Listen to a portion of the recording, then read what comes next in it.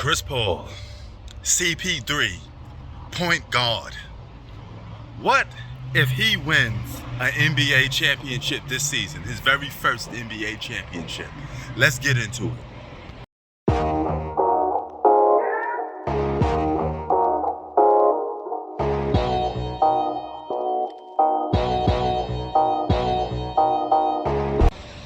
Okay, Prince Sports here. This is the way. If Chris Paul wins an NBA championship, what would that do for his legacy right now? All right, now Chris Paul is a very traditional point guard. He's a great playmaker. He's a great mid-range shooter. He's a good scorer. Take nothing away from him. But if we're just gonna go with the reals instead of the feels, Chris Paul is arguably a top 15 best point guard of all time. He's not a top 10. And even with an NBA championship, there's a good chance he may not crack that top 10 or top 5 like the media or some people want to put him in there. Because look at it like this. His opportunity has bypassed him, right? And what I mean by that is if you win an NBA championship as a role player, but you spent a majority of your career being a superstar or an all-star, and you had championship contending teams, you went to the NBA finals, but you lost in your prime while you was the number 1 or number 2 on your team, it's not the same as winning a championship as a role player that's old and past his prime. It don't do much for your legacy no more because you failed to win in your peak prime, if that makes sense. And that'd be Chris Paul right now because Chris Paul is labeled as a role player, not an all-star. So if he's labeled as a role player, he's going to win an NBA championship under the label as a role player, not as one of the best players on his team. And you can make a case Chris Paul is arguably a 4th best player on the team, right? Which isn't bad, but it's not good enough to be called, a top tier player if you're winning a championship as a role player. That's just the facts of the nature. It's just what it is.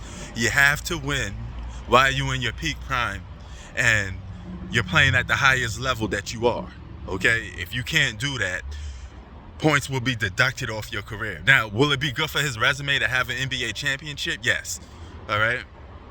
But it won't bump him up much no more because he failed and missed the opportunity to win when he was playing at his very best.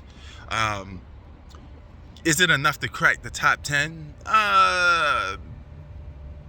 Maybe he could squeeze in at number 10 if you want to be generous because you watched him play and you want to bump somebody off from the past. I mean, that's capable of doing, but even then it won't still make much of an effect because he's supposed to be a top 5 point guard of all time, projected.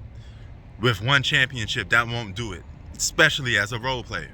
So he failed to do it when it counts most. See, this is the thing about a lot of people. People think that opportunities last forever. They don't. You're only going to get so much time to accomplish something. And if you fail to do it during that time frame, you will not be successful. Okay? Basketball is not forever. Your prime is not forever. Your peak is not forever. If you can't win during the highest level of your time, that opportunity goes by. Basketball is just like age. And it doesn't age all the time like fine wine. Sometimes it gets stale like milk. Yeah, okay? And if it does get stale like milk, you miss the opportunity to capitalize on it. You ain't gonna get a million chances to be a millionaire. All right? Some things is what you got for me. Show me what you got right now. Because if you can't capitalize off an opportunity that presents itself, that opportunity is not going to keep presenting itself to you. You don't get a million chances, a million do-overs in life.